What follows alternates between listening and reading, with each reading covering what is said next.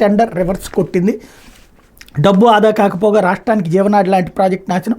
1548 కోట్ల నుంచి 4637 కోట్లకు పోలవరం పనుల పెంపు, అదనపు పనులతో గుత్తేదారు సంస్థ మెగాకు భారీ లబ్ధి అంటూ ప్రాజెక్టు అథారిటీ వద్దని చెప్పిన నాటి ముఖ్యమంత్రి జగన్ పట్టుబట్టి కాంట్రాక్టర్ మార్చడం, కొత్తగా రంగంలోకి దిగిన గుత్తేదారు మెగా సంస్థ వెంటనే పనులు చేపట్టకపోవడం పోలవరం ప్రాజెక్టుకు పెనుశాపంగా మారింది. జగన్ అధికారంలోకి రాగానే పోలవరం రివర్స్ టెండరింగ్ పేరుతో 628 కోట్లు ఆదా చేసినట్టు చూపించి రాష్ట్రాన్ని ఉద్ధరించినట్టుగా ఫోజులు కొట్టి అప్పటికే 72% పూర్తయిన పోలవరం ప్రాజెక్టు కుట్రపూరితంగా మెగా చేతిలో పెట్టారు.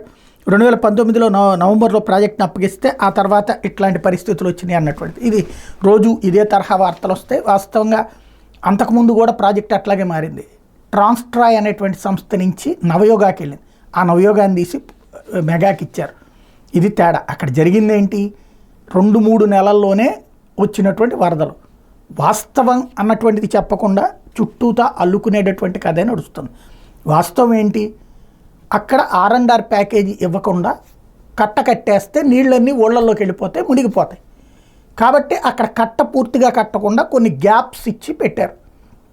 కాపర్ డ్యామ్కి గ్యాప్స్ ఇచ్చి పెట్టారు. వాటర్ ఫ్లో ఎక్కువైనప్పుడు ఏమవుతుంది, గ్యాప్ కొట్టుకుపోతుంది, పూర్తిగా కొట్టుకుపోయింది. అది కాస్త ఇట్లా వెళ్ళాల్సింది ఇట్లా డైవర్ట్ అయ్యి వచ్చి అక్కడ ఉన్నటువంటి ఏదైతే రాక్ఫిల్ డ్యామ్ అంటారా లేకపోతే కనుక వాల్ అంటారా దాని దగ్గరికి వెళ్ళి పడింది, అక్కడ గండిపడింది. అసలు పాయింట్ అది తెలిసిందే అందరికీ. ఇప్పుడు అదే ప్రాంతంలో కట్టినటువంటి సీపేజ్ మీద నుంచి 45 గేట్ల నుంచి నీళ్ళు ఇప్పుడు పోలవరం చక్కగా వెళ్తున్నాయి నీళ్లు. ఇక్కడ మిస్ అయిందల్లా ఏంటంటే ఈ విషయం, అసలు పాయింట్ అది. దాన్ని అసలు పాయింట్ ఇప్పటికి కూడా తేలాల్సింది.